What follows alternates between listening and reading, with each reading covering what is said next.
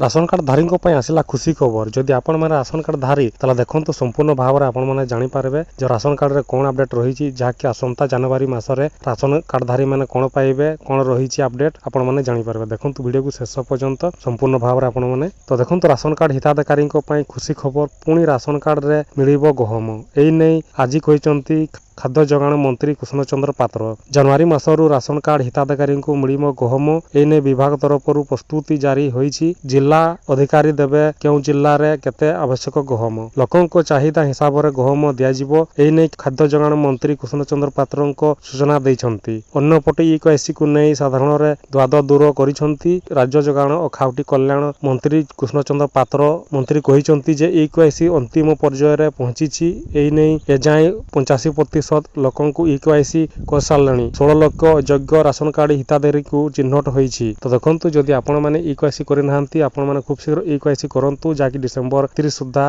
शेष तारीख अछि आपण माने खूब शीघ्र करंतु तो जदि आपण माने राशन कार्ड धारी ताले खूब शीघ्र जाकि जनवरी रे आपण माने खूब शीघ्र गहम आपण मानकु मिली परिबो तो एई बढिया आजिर प्रेस थला आशा करूची वीडियो भल लागतबो तला शेयर करंतु लाइक करंतु।